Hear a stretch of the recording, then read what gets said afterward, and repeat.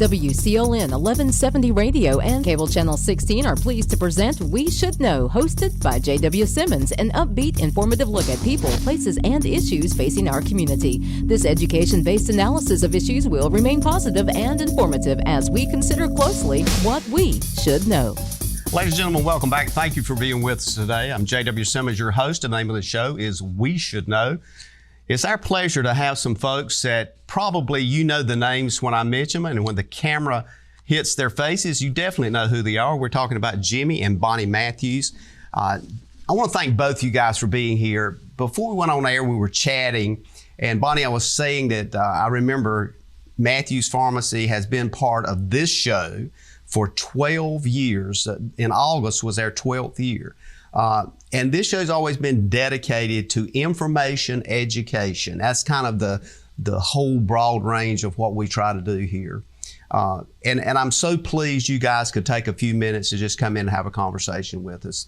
Jimmy, we've talked in the past and you've been on this show a number of times. I want to start with just kind of an open-ended question, and I'm going to bounce it out to either one of you. When you look back at your careers as pharmacists, and I'm thinking back from graduation, I'm trying to think back to what I was doing in 1966 and 1967. Bonnie, you were in a situation at that time, I think as I read in 1967, the females graduating from pharmacy school, there was not that many. Right. The year I started, which was in 1962, there were 5 females that graduated that year. And my class we had probably about 55 members, and probably a third of them were women. So just in that, and mine was the first 5-year class. So it was 4 years prior to that. And so just in that 4-year period, it became more attractive to females. So you were actually part of breaking that glass ceiling, so to speak. Well, just the trend for women to get into the science and math fields, I think, started becoming greater. Just women wanting to be physicians and dentists and pharmacists and all the health professions became more attractive. Like I read recently where there's now well over 15,000 in North Carolina alone female pharmacists. I wouldn't know that, but that's very likely true, and I'm sure more women than men now. Jimmy, I know part of your background, and this is going to be, I'm coming back to Bonnie in a minute, but I'm going back to you. I know part of your background was in the area of, should I say, the drugstore downtown, and your father was not a pharmacist, but he was involved in pharmaceutical business back during the day. You grew up in that environment as a child. Is that what kind of kicked you into gear? This is what I want to do? Was it the sense of you saw somebody in your family doing that? How did you just kind of pull up and say, I want to, because pharmacy school, for a lot of people know, this is high level. I mean, they probably need to call you doctor, because I mean, that's a lot of stuff going on. They do now. There we go. There you go. Thank you, Bonnie. So when we look at that, this is really critical for folks to understand. You're really dealing with their life. Well, I found it interesting. My mother was a nurse, and my dad was what's called a pharmacy tech.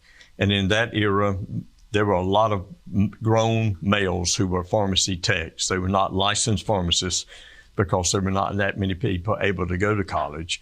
And so he was a pharmacist tech, and he later became a part owner in the pharmacy that we ended up, starting to work in the 60s.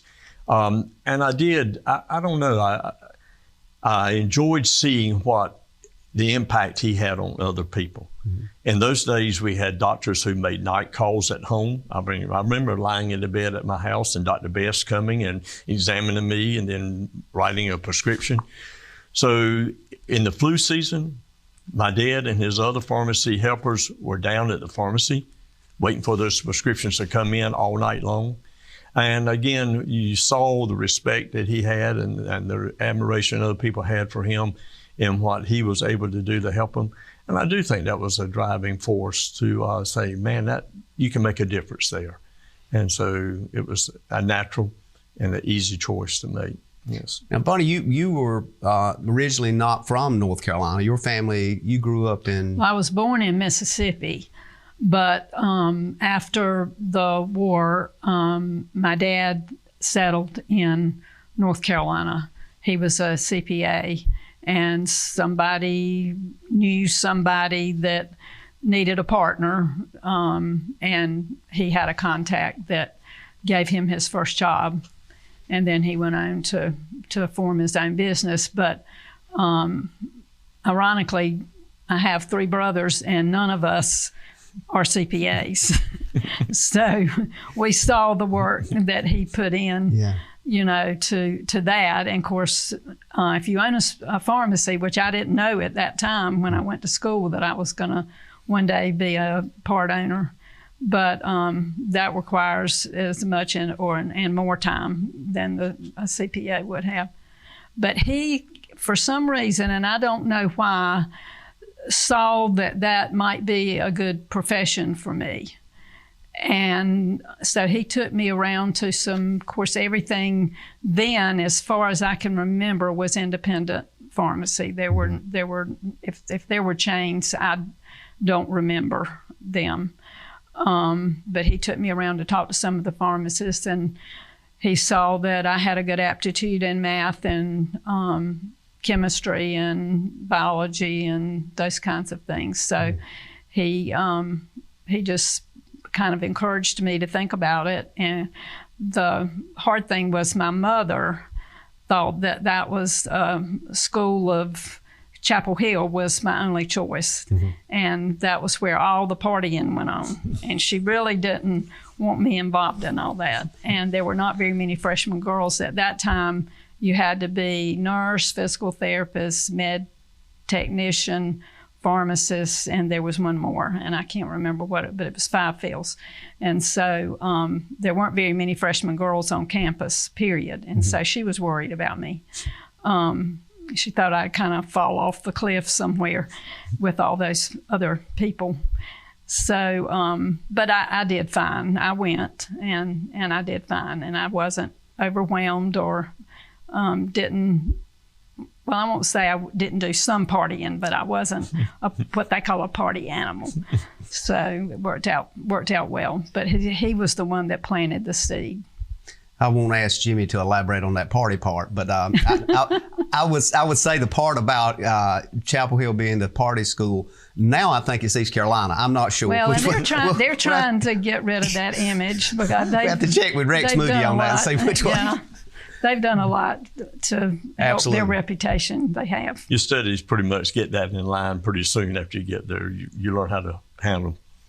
But you have to have a good time. College is supposed to be fun. And it's a time that you go into college with the idea of determining a direction. You know, it's not until you get really that second, third year undergraduate, you really start putting together what I want to do, especially if you're going to graduate school. I mean, heck, some of us didn't know that until after we were married and had children. We determined where we were going. But UNC was one of those schools, at least for me, it was like transitioning from a rural area at the time was like 18,000 students. And I mean, it blew my mind. So was that kind of the same, that just experience itself? One thing that I think was different for us was that, excuse me, was that we were in pharmacy school when we were admitted.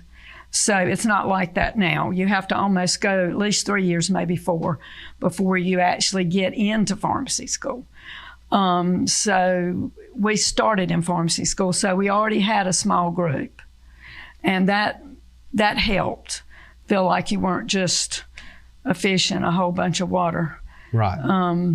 So it wasn't, you had in like your dorm, friends in your dorm, and he had a fraternity, I had a sorority, that tightened the group some. So you find your little niche, and it's not so bad. You had people that that you felt that you could depend on, you could have conversation with, that was going down that same path? Right, that you had things in common with.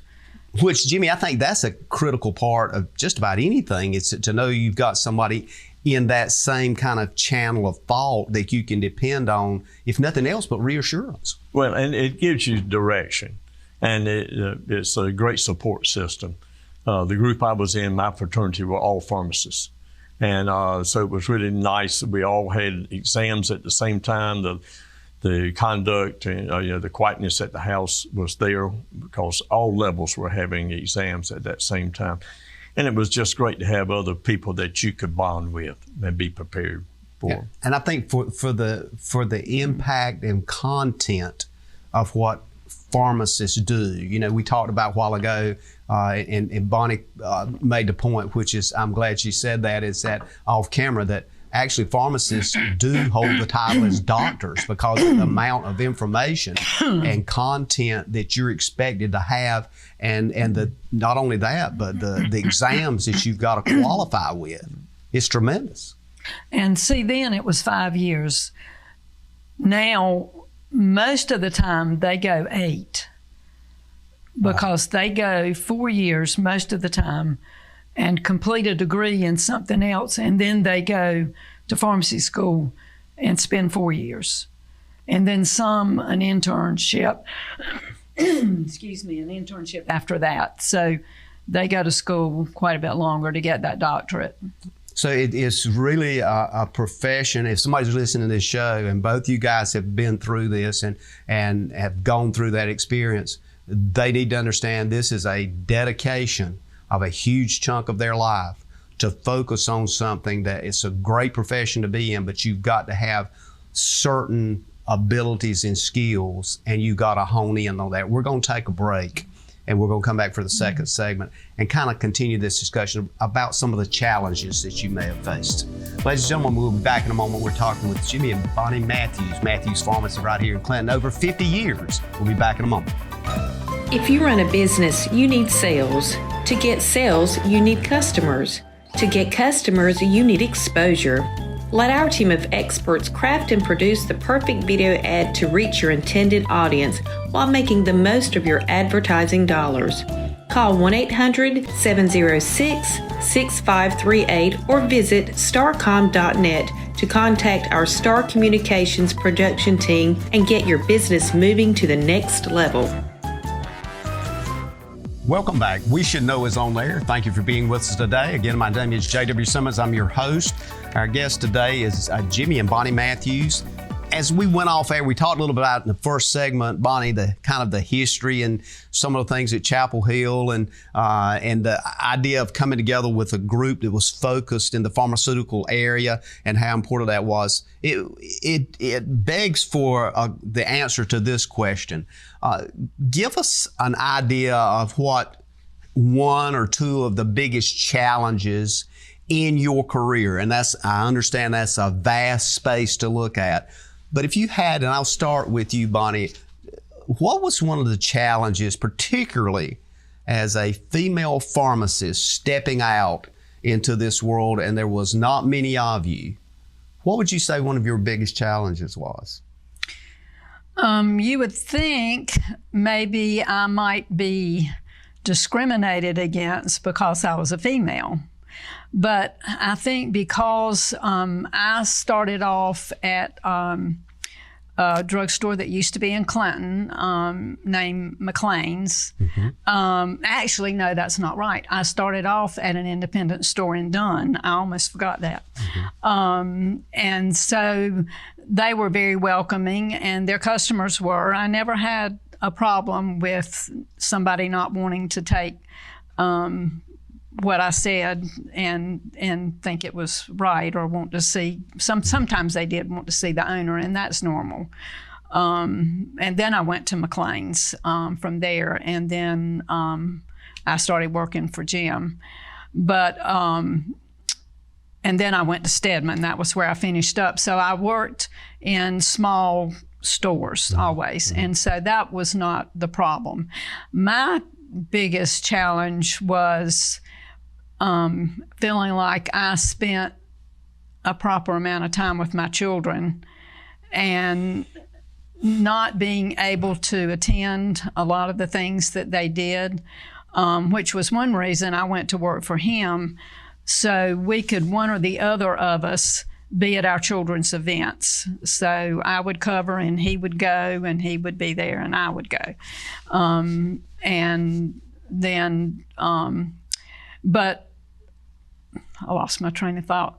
But the having time for the children, just the hours that I worked, and which was 40, but it was, sometimes till 7 o'clock at night, figuring out what to do with supper, because he was working longer hours than I was. And I had to have somebody come to the house to take care of him. That was the only way I could figure out how to do it. As far as daycare, we couldn't get them back and forth and all that, so they had to come to the house. And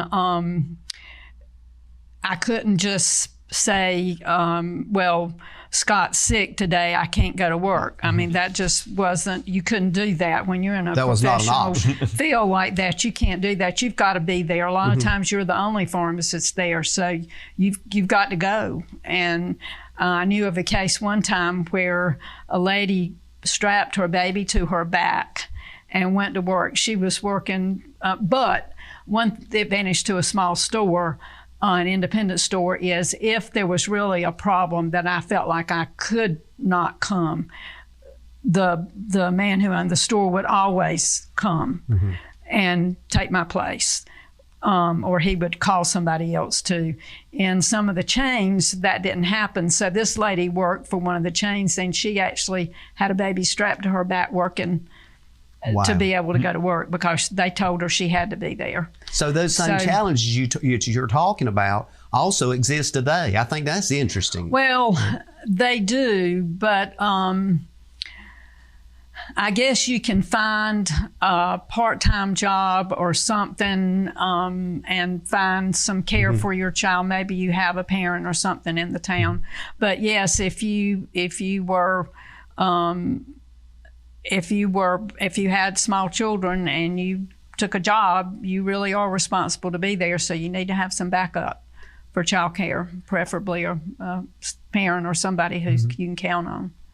I could see where that would be a challenge, not only in the sense of the actual trying to make sure your children were looked after, but the kind of almost the guilt of not being with them when you needed to be there. Right. But one thing about having somebody come to the house, I think that Scott was our oldest. I think he actually fell in love with the caregiver, and he loved her to death, and he would cry when I would take her home. And that hurt my feelings at first. I thought, he thinks she's his mother. And I mean, probably he did. I don't know. But probably she gave him most of the nurturing, but I was just so glad that she could do it and was that type of person that he would really get close to. And I thought, really, I shouldn't be upset. I should be happy that he is that attached to her. It's a normal bonding thing that goes on with human beings. Jimmy, for you, what was one of the biggest challenges over your long career? JW, there are just always opportunities to be a challenge, but you can meet it with a team of people. And we could sit here and talk for hours about things that are out there today that prevent you from doing some of the things that you would like to do. But I just would say, one thing is when you've got, as Bonnie said, when we had caregivers that stayed with our kids, and I grew up that way too. I mean, my mom and dad both worked. So I had a caregiver that was with me, and I know what special those relationships are. And we were so blessed to have just wonderful ladies who took care of our kids. That, not having that time is probably a thing that you look back at, but when you go into healthcare, your time is not always your time anymore. Being sick does not have a time to choose. People are sick when they're sick, so you've got to respond at that. So I was prepared for that, and I would just say life is full of challenges, but you take them on and you get through it with the good Lord's help. if I don't ask this question, somebody's obviously going to either text me, email me, or stop me and say, why didn't you ask him this? When did you guys meet, and when did she first hit your eyes and you go, this is the one? Bonnie, let me same thing. I got to hear from both of them. She might have a different perspective now. I'm just saying. You ain't got that much time. That's all I got to say. We actually met while we were in college, but we met on a blind date when I was visiting two of my fraternity brothers up in Gastonia. And I had a person in mind that I wanted to date that weekend, but she was tied up one night. So one of my fraternity brothers begged Bonnie to go out with me one of those nights. And she finally gave in because she was preparing for her chemistry exams that always were right after organic chemistry, and that was tough. That's serious stuff. And literally, that started our relationship. It continued all the way through college. We got married the summer after she finished school. We came back here. Quickly, we'll tell you that nobody wanted to hire a pharmacist whose husband owned another pharmacy in town. So that's why she works in Dunn. She came to work with McLean's because he had an urgent need, and he was gracious enough to take her in. Then we opened a second store, and she came to work with us. Matter of fact, my mom took her to the hospital the day our child was born. He couldn't get off work. And so, wow. And so those are the interesting parts about the whole story. And then we worked together. We merged the two stores, and that made it a little easier. But then it came time when we wanted to have time together. She was gracious enough to look for other employment in other places so that we could have some time off together. And that was when I went to Stedman. Yeah. So which wasn't that far away. Yeah. So life has been good, but we've known each other for quite a few years. So it all started, Bonnie, with a blind date. Did you have any idea what you were getting into with this guy? Well, no, I had not seen him even. He had seen me because we had passed, going back and forth to classes, and Charlie had the fraternity brother that called me. He was a year ahead of me in high school, but I knew him well. And so when he called me, I thought, well, I really would like to go. I really kind of wanted to go see the movie. It was Doris Day. Pillow Talk was the name of the movie. That was a big deal back then. That was a sappy movie too. But so finally I said, well, it won't hurt me to take a break. I'll go. And so then we had I had a date the next night, but he came and he sat on the steps of my dorm. And as he was trying to get me to break the date, and he said, I'm going to sit here until you do. And so I talked to the girl who had gotten me the date. That was a blind date too. And he went to state. And so she called him and told him that I had made other plans, and she didn't realize it or something. And so then I went out with him again. But he had to do some little bit of finagling. Yeah. Now, Jimmy, I'm going to ask you this question, but I know you totally agree with that. Absolutely. Just one thing. We had the blind date, and then I had to ask her for a date for the next weekend, and she agreed to Friday night. It was that weekend that the next time, after the second date, that I sat at her dorm for all morning, convincing her she didn't want to go out with this other guy that night and then start dating me. It was the next weekend. It was not the next week. Night. Yeah. Okay. So it's been, God bless. I mean, it's a miracle. We're going to take another break, but I want to close this conversation out with this. Bonnie, I'll say this, that I've just been convinced that Jimmy is even smarter than I thought he was. It is literally in these moments, so that as we're talking about, that folks get to know you, and as you call him, Jim, even more. And over these 50 years, they've known you. And a lot of things we're talking about, I know, are personal things, but it just galvanizes the fact of how important every piece of our journey is. So we're going to take a quick break, and we'll be back. Ladies and gentlemen, we're talking with Bonnie and Jimmy Matthews about the issues of their life and their journey and pharmacy and over 50 years of Matthews Pharmacy. We'll be back in a moment. At home or away, knowing who is at your door is priceless. Star Communications is here to help with its doorbell security camera by Skybell. Live viewing and two-way audio equips you with the ability to always see and greet anyone that shows up at your door. If this is the kind of confidence you are looking for, call Star Communications today at 1-800-706-6538 to learn more about this intelligent security that you can always depend on. Ladies and gentlemen, welcome back. Thank you for being with us today. We're talking with Bonnie and Jimmy Matthews, and we're talking about pharmaceutical things and pharmacists and doctors of pharmacy. Bonnie, I want to thank you for sharing a lot and helping kind of fill some voids of how literally we got here and how you got here, and this involvement with, as you say, Jim. Jimmy, I know some people call you Jimmy, some say Jim. I feel you on that. I think James is really a nice name, obviously. I'm just saying, we can share that. But here's the thing that strikes me.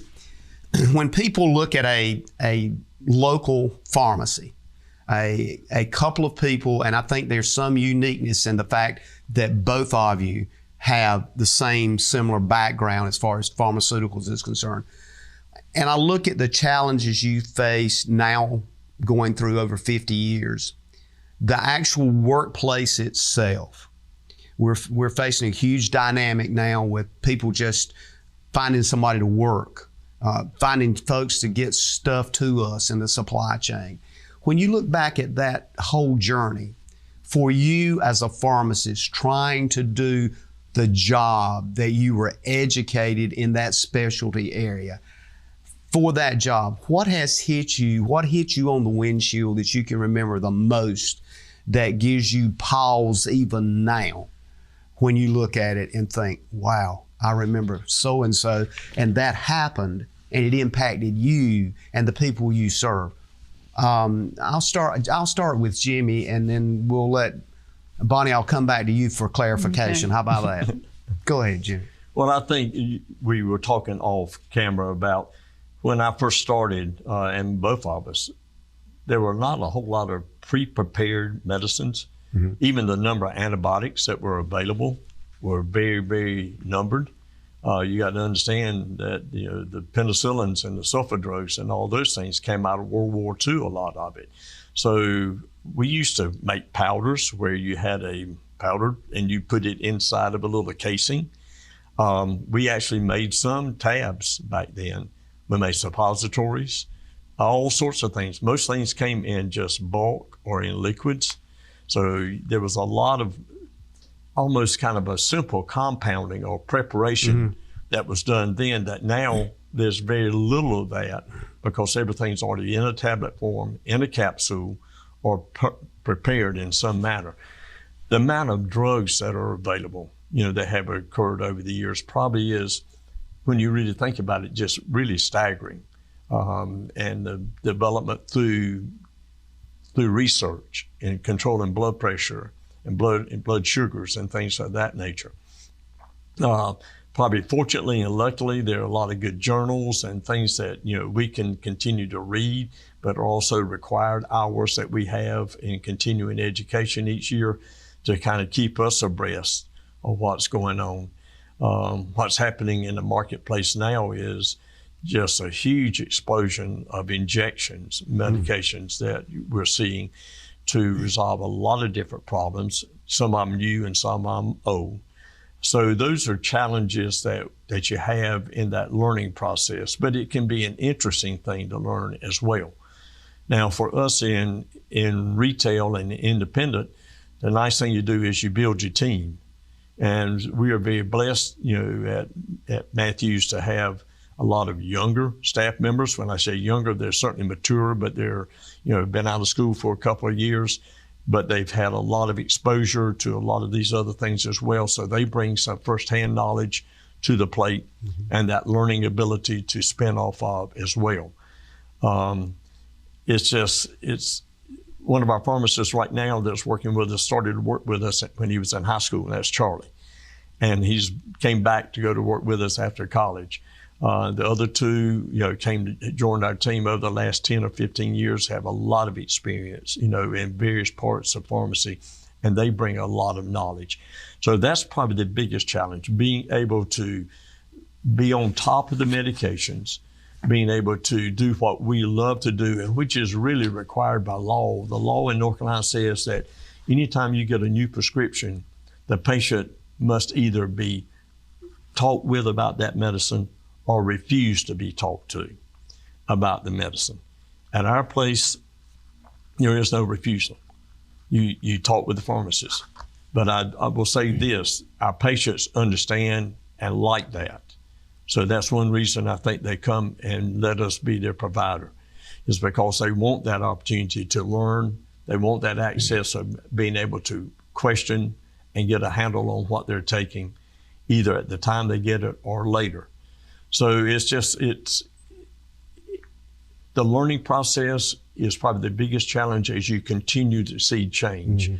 But that's the interesting part about it as well, is being available to talk with people and people being willing to listen and learn. And I love it when I get a first patient, experience, somebody who's not used our pharmacy before, and they maybe will come and say, I know everything about that drug. And you're not trying to be smart, but you want them to understand that you do offer something. So I enjoy when I talk with them, mm-hmm. I watch their facial expression. And I will see little things like, well, I don't think I understood that before. Mm-hmm. And I'm glad you told me that. And there's one particular antibiotic that will have a chemical reaction in your gut that we use a lot. And it can make your bowel movement red as a dye. And it's interesting to see people, look at you and go, what? And say, it's fine, you're going to be okay.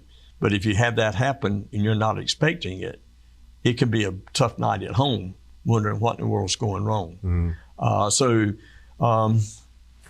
Pharmacy has a lot of challenge, but it has a lot of opportunities. And so our patients are what have made us who we are. I want to get to that point. I can't remember if you asked that. They appreciate what we do, and they want that. And so our success in pharmacy has been because we had a good base to build off of from several years. That pharmacy was in business for about 25 years before we ever stepped foot in it. It started as Rester's Pharmacy downtown, or drugstore, and then went to Dalton Matthews, and has progressed over the years and gone from a real small store. If you've been downtown and you've looked at the bakery downtown, look 2 doors up, the little narrow building, that's where we started.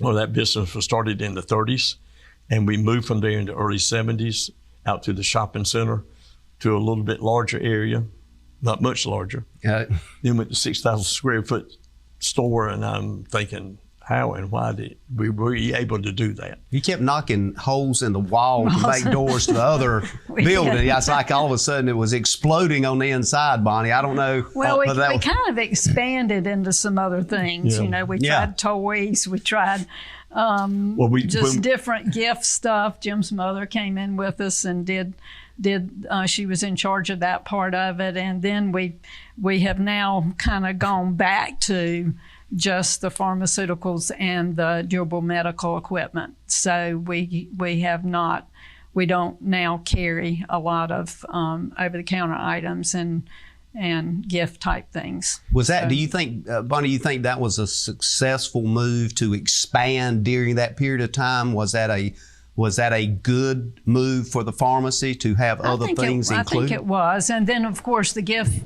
part eventually split from, we had 2 separate buildings then because we realized we really wanted a pharmacy in itself instead of having the big store. But I think it was the right move at the time. That was when Billy Ray Jordan was out there, and he kept keeping you guys there. I noticed that in the history in your journey, he was a smart man because he wanted to make sure you stayed somewhere around that property, even to building the building you're in now. Yeah, well, it's a two-way street. They were awfully good to us in helping us start a business and grow a business. We went into a very small operation out there that a guy had owned a small pharmacy, and we took in the next small section. But then we built a 6,000 square foot store that when we finished it, it looked like a chain store. I mean, we had everything in there, every toothpaste, all this sort of stuff. And let me tell you what changed that. Grocery stores started selling health and beauty aids and those type things. I didn't realize that until somebody told me one day, because we had charge accounts. She came in and she said, my husband, you might notice I don't buy my toothpaste or anything anymore. I buy that at the grocery store.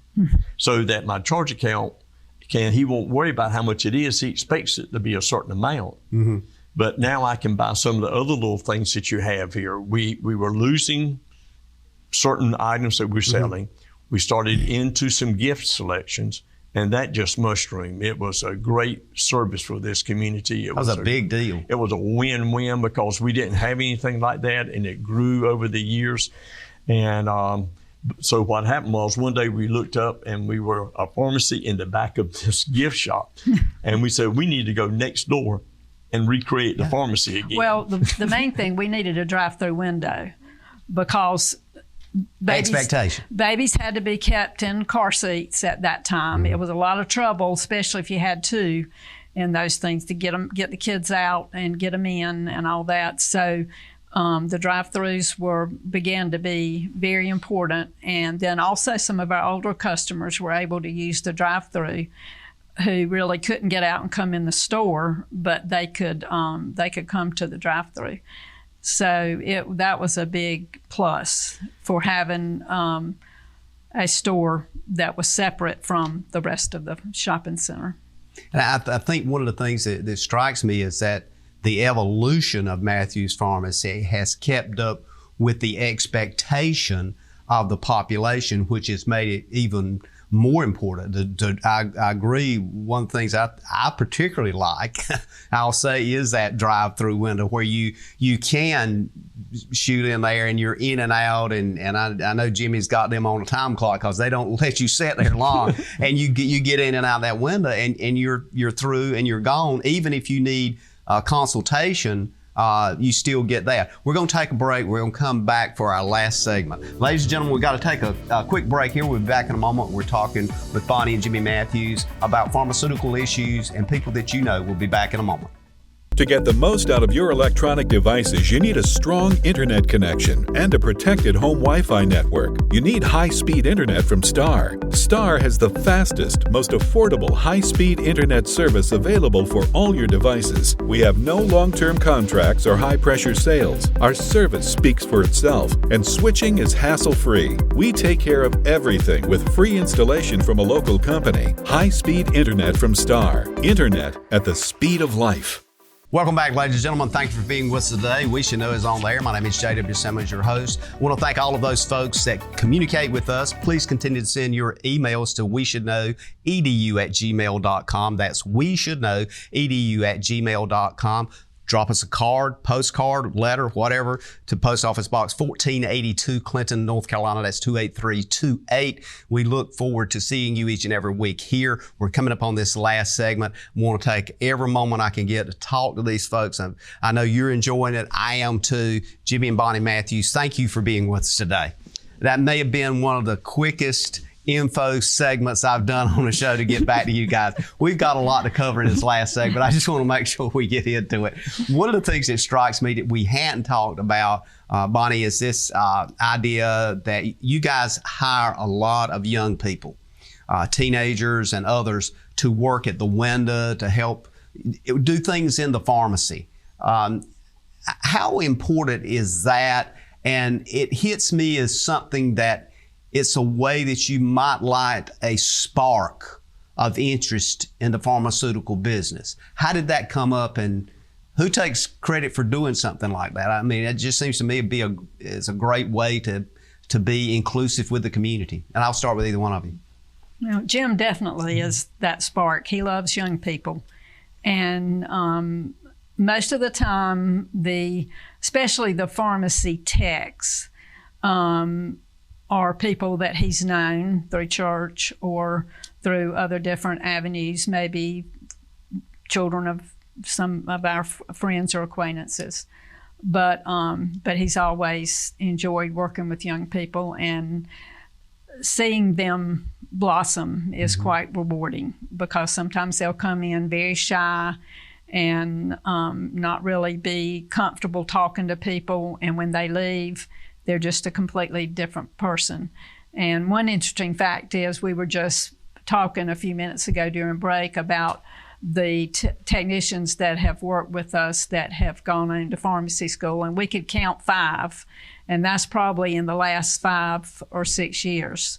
So I think that's a direct result of, well, first of all, their interest. They have to be, their aptitude and their interest has to be there. But just the environment of our store and their satisfaction with their job and working with Jim and his influence on them. Jimmy, that's huge. Just having those kids there, and of course, everybody that's listening that goes through that drive-through window will probably remember.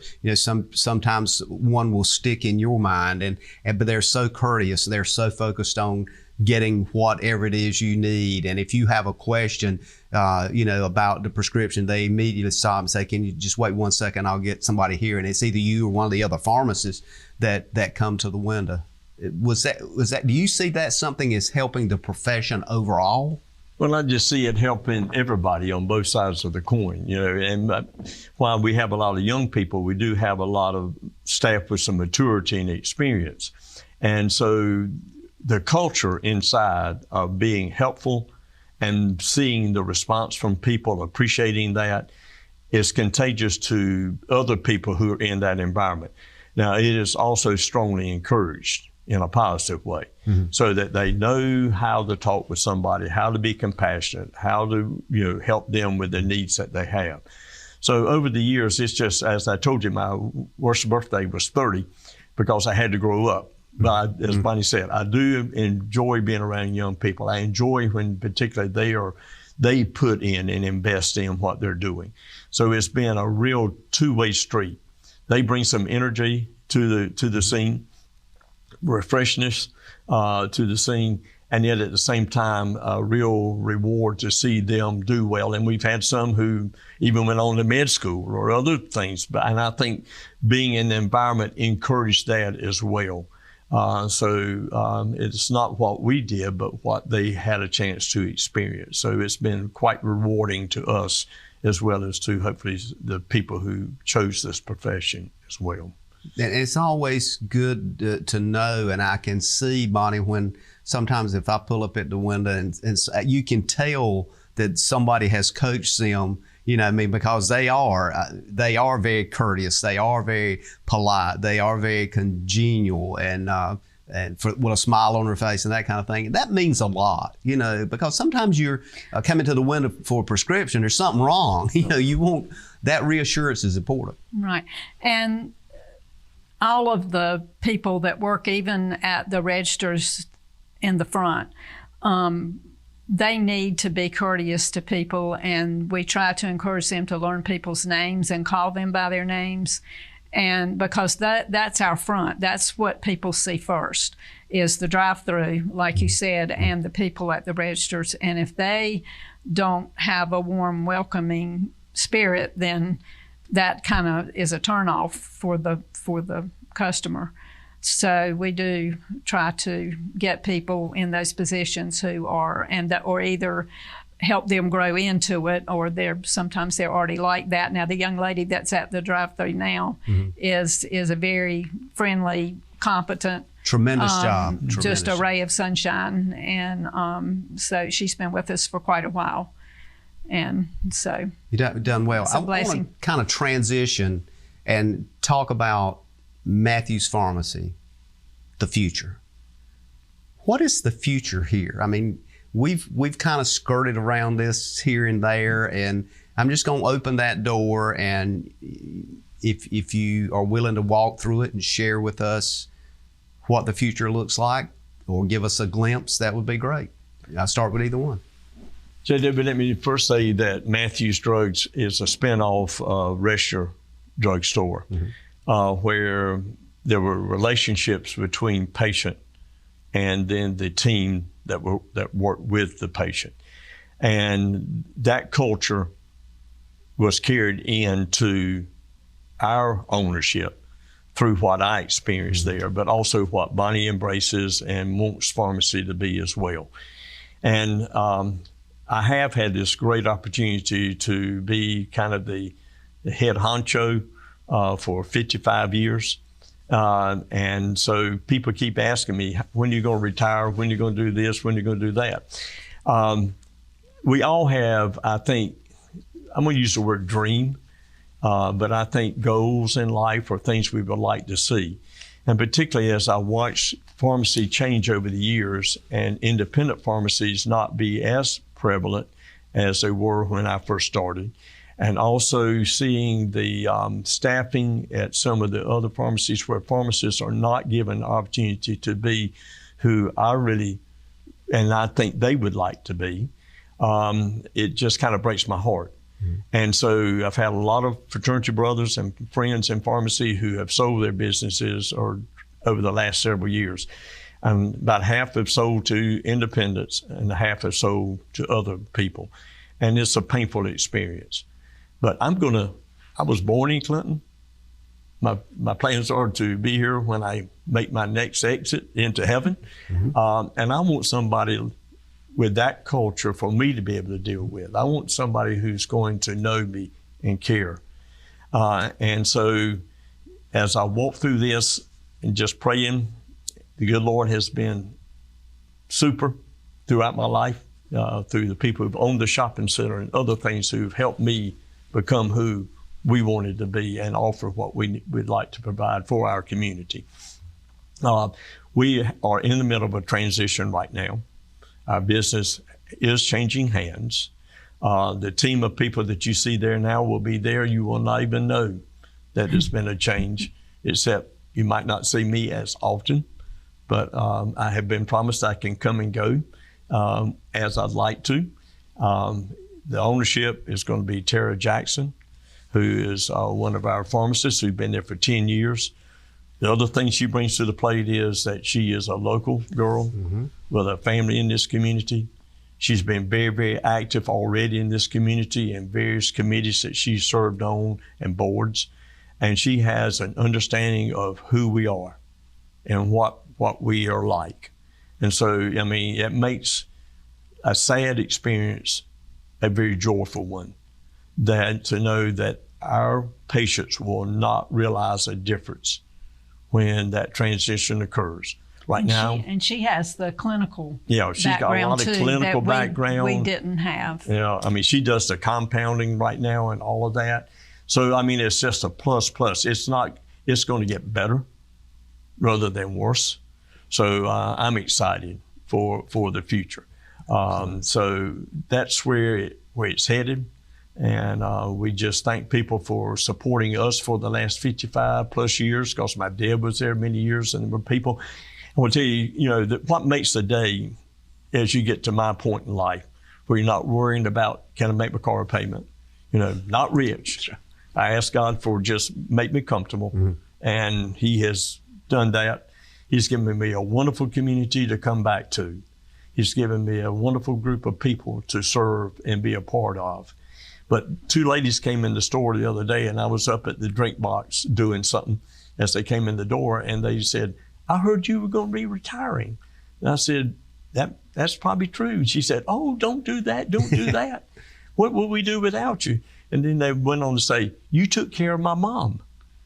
I mean, when you go home at the end of a day like that, I mean, you don't need $1 because you're riding so high on a cloud that, I mean, nothing else matters. And it's to know that you have given back to a community who's given so much to you through your years, in every way imaginable. Anything that we've accomplished here as a business or as individuals has been something that I'm trying to copy what was done for us as we grew up in this community. Good education, good facility for recreation, on and on and on. I'm gonna have to kind of close out. I did want to mention to folks that they'll remember that Jimmy Matthews also embodies the spirit of the longleaf pine, a great state honor that you received a while back. So as we close out, thank you both for being here. We look forward again to having you back someday. Ladies and gentlemen, we look forward to having you back, and by all means, may God bless.